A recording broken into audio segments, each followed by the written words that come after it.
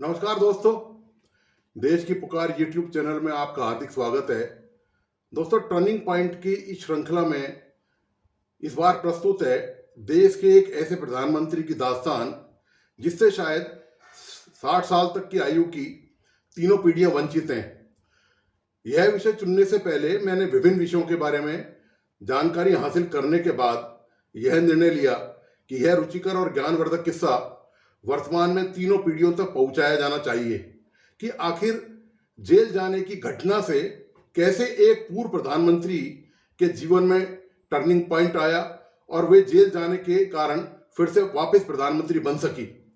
इसके बारे में जानकारी देना न सिर्फ मैं अपना धर्म समझता हूं, बल्कि एक प्रोफेशनल पत्रकार और लेखक होने के नाते भी यह जरूरी है कि हम लोकतंत्र की इस यात्रा में कहां से कहां तक कैसे पहुंचे, यह जानना जरूरी है। तो आइए जानते हैं इस यात्रा के एक जीवंत ऐतिहासिक पड़ाव को। यह तमाम जानकारी एन.के. सिंह की किताब द प्लेन ट्रुथ और सागिरा घोष की किताब इंदिरा के अलावा तत्कालीन समाचार पत्र पत्रिकाओं से जुटाई गई है। भारत की मजबूत नेता रही इंदिरा ने भी अपने राजनीतिक जीवन में बुरा दौर देखा। ये वो वक्त था जब लगा था कि इंदिरा की राजनीतिक पारी यहीं खत्म हो जाएगी। इमरजेंसी का दौर। इंदिरा ने अपने विरोधियों और जनता पार्टी के नेताओं को चुन चुन कर जेल में डाल दिया था। इंदिरा के विरोधियों में एक नाम था चौधरी चरण सिंह का। 25 जून 1975 से मार्च 1976 तक वह इमरजेंसी के दौरान तिहाड़ जेल में रहे। चरण सिंह तिहाड़ जेल के वार्ड नंबर 14 में रहा करते थे। इसी बैरक में उन्होंने एक दिन कसम खा ली कि वह अगर सत्ता में आए तो इंदिरा को इसी कोठरी में भेज कर रहेंगे। तकदीर कुछ महीनों पर जब चरण सिंह पर मेहरबान हुई तो वह इंदिरा से खुन्नूस निकालने के लिए ऐसी हड़बड़ी मचा बैठते हैं कि सरकार से बड़ी गड़बड़ी हो जाती है। इंदिरा गांधी की गिरफ्तारी को 3 अक्टूबर 1977 को अंजाम दिया गया था। आज हम पलटेंगे 45 साल पहले के इसी राजनीतिक रंजिश के किस्से को। इमरजेंसी के बाद हुए चुनाव में कांग्रेस बुरी तरह हार जाती है। इंदिरा खुद अपनी सीट नहीं बचा पाती। नई सरकार में गृह मंत्री बने चौधरी चरण सिंह नई सरकार को करीब 9 महीने हो चुके थे। बिहार विधानसभा के चुनाव सिर पर थे। तभी हथियारों से लैस कुर्मियों के एक गिरोह ने बेलची गांव में मौत का तांडव मचा दिया। घंटों गोलियां चली, 11 लोग जिंदा जला दिए गए। एक 14 साल के लड़के ने आग से निकलने का प्रयास किया तो उसे वापस आग में झोंक दिया गया। मृतकों में 8 पासवान और 3 सुनार थे। जब इंदिरा को इसका पता चला तो उन्होंने तुरंत बेलची जाने का फैसला कर लिया। 13 अगस्त 1977 को तेज बारिश हो रही थी। इंदिरा गांधी पटना तक फ्लाइट से पहुंची। इसके बाद कार से बेलची के लिए निकल ली। कार कीचड़ में फंस गई। इसके बाद ट्रैक्टर से इंदिरा और आगे पहुंची। वर्कर्स ने कहा कि मौसम को देखते हुए इंदिरा को यह दौरा रद्द कर देना चाहिए, लेकिन वह अपने फैसले पर अड़ी रहीं। आगे नदी आई जिसे पार करने के लिए हाथी का इंतजाम किया गया। इंदिरा बिना हाथी के ओहदे के ही हाथी पर सवार हो गई। महावत के बाद इंदिरा बैठी और पीछे बैठी प्रतिभा सिंह पाटिल, जो बाद में देश की पहली महिला राष्ट्रपति बनी। प्रतिभा पाटिल ने इंदिरा की साड़ी पकड़ रखी थी। नदी को पार करके देर रात अंधेरे में दोनों बेलची पहुंची। इंदिरा जब बेलची पहुंची तो गांव वालों को ऐसा लगा कि कोई देवदूत आ गया है। इस दौरे ने इंदिरा के अस्त हो रहे राजनीतिक सूरज में मानो फिर से नया तेज भर दिया हो। इंदिरा गांधी जब दिल्ली लौटी तो उनके चेहरे पर चमक थी। हाथी पर सवार इंदिरा गांधी की फोटो ने देश में ही नहीं बल्कि अंतर्राष्ट्रीय मीडिया का भी ध्यान अपनी ओर खींचा। इंदिरा का यह नया दौर जनता पार्टी को कैसे रास आता। सरकार किसी भी कीमत पर इंदिरा को रोकना चाहती थी। अब इसी आपाधापी में केंद्र सरकार ने एक ऐसी चूक कर दी जिसकी उम्मीद की ही नहीं जा सकती थी। जनता पार्टी सरकार में इंदिरा को रोकने के लिए आवाज तेज हो गई। मोरारजी देसाई पीएम थे, शांति भूषण कानून मंत्री थे, ये चाहते थे कि गिरफ्तारी संभल कर हो, लेकिन अटल आडवाणी सहित चरण सिंह चाहते थे कि इसे तुरंत किया जाएगा। चौधरी चरण सिंह क्योंकि गृह मंत्री थे तो उन्होंने एसपी स्तर के अफसरों की लिस्ट मंगाई, जिसमें से एनके सिंह को इस काम के लिए चुना गया। मोरारजी देसाई से हरी झंडी ली गई। शर्त यह रखी गई कि इंदिरा की गरिमा का सम्मान करते हुए उन्हें हथकड़ी नहीं लगाई जाएगी। 1 अक्टूबर को शनिवार था, तो चरण सिंह की पत्नी ने संभावित आशंका के डर से इस दिन कार्रवाई करने से मना किया। अफसरों ने कहा कि इसे 2 अक्टूबर के बाद किया जाए। इंदिरा पर आनन फानन में एफआईआर दर्ज की गई। आरोप यह लगाया गया कि उन्होंने चुनाव प्रचार के दौरान सरकारी जीप का इस्तेमाल किया और एक फ्रेंच कंपनी को ड्रिलिंग का कॉन्ट्रैक्ट दिया, जिससे भारत सरकार को 11 करोड़ रुपए का घाटा हुआ। सरकार ने इंदिरा के सम्मान को लेकर संजीदगी दिखाई थी।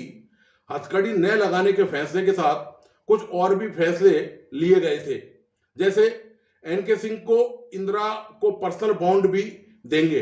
यदि गिरफ्तारी इंदिरा की होती है तो वो पर्सनल बॉन्ड उनकी जमानत के तौर पे एनके सिंह देंगे। अगर उन्हें बेल लेनी होगी तो वे वहीं से ले लेंगी, कोर्ट से ही बेल ले लेंगी। उनको बाहर नहीं जाना पड़ेगा, इसके लिए अपील नहीं करनी पड़ेगी। एनके सिंह के साथ एक और कार भी थी, जिसे इंदिरा के सामान के लिए भेजा गया था। रोड मैप पूरा तैयार किया गया। अब आती है 3 अक्टूबर की शाम। एक एम्बेसडर कार इंदिरा गांधी के घर के आगे आके रुकती है। इसमें से SP N K Singh, deputy SP M V Rao उतरते हैं। घर के लॉन में संजय गांधी और मेनका गांधी बैडमिंटन खेल रहे थे। संजय गांधी ने एनके सिंह को देखा और पहचान लिया। दोनों में दुआ सलाम हुई। इंदिरा गांधी तब ड्राइंग रूम में कुछ लोगों से बात कर रही थी। इंदिरा के सचिव आर के धवन तुरंत बाहर आए और एनके सिंह के आने की वजह पूछी। एनके सिंह ने कहा कि मामला अर्जेंट है और इस मामले में वे सिर्फ इंदिरा से ही बात कर सकते हैं। इंदिरा से अंदर से संदेश भिजवाया गया कि अगर मामला अर्जेंट था तो उन्हें अपॉइंटमेंट लेकर आना चाहिए था। सिंह ने कहा कि मैं जिस काम के लिए आया हूं उसे करने के लिए अपॉइंटमेंट नहीं लिया जाता।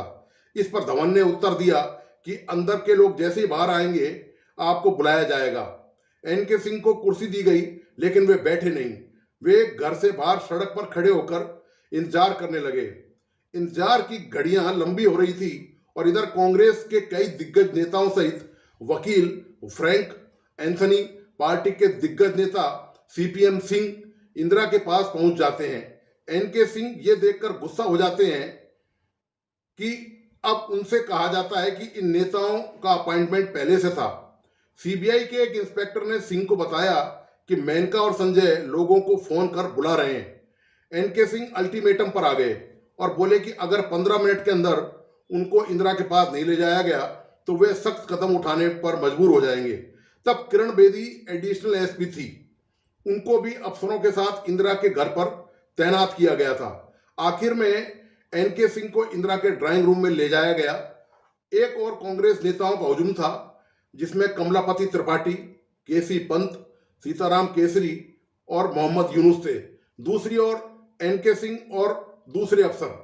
इंदिरा से एनके सिंह ने कहा कि उन्हें अकेले में बात करनी है। जब सभी नेता उठने लगे तो मेनका ने कहा कि आप सभी मेहमान हैं, यहीं बैठिए। कॉरिडोर में 3 कुर्सी लगाई गई। यहां एनके सिंह और इंदिरा बैठे। सिंह ने यहीं बैठकर इंदिरा को अपनी आईडी कार्ड दिखाया और परिचय दिया। इंदिरा से आईडी कार्ड अच्छे से देखा और फिर यहीं पर सिंह ने करप्शन के केस में आरोपी बनाए जाने की इंदिरा को जानकारी दी।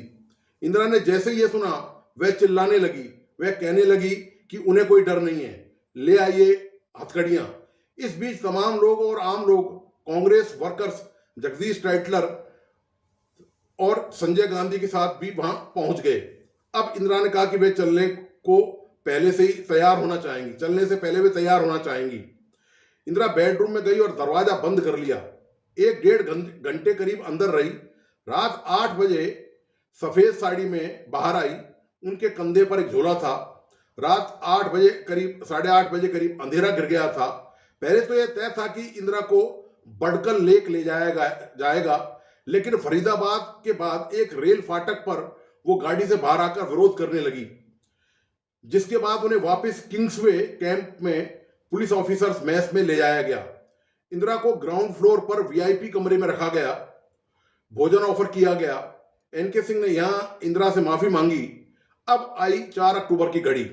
इस दिन इंदिरा को चीफ मेट्रोपॉलिटन मजिस्ट्रेट के सामने पेश किया गया। सुबह 8 बजे एनके सिंह इंदिरा को लेने पहुंच गए थे। जब सब लोग कोर्ट पहुंचे तो वहां राजीव और संजय पहले से मौजूद थे। वे मां के लिए नाश्ता लेकर आए थे। पार्लियामेंट्री स्ट्रीट में पेशी के दौरान भारी भीड़ इकट्ठा हो गई। विरोधी भी थे और समर्थक भी।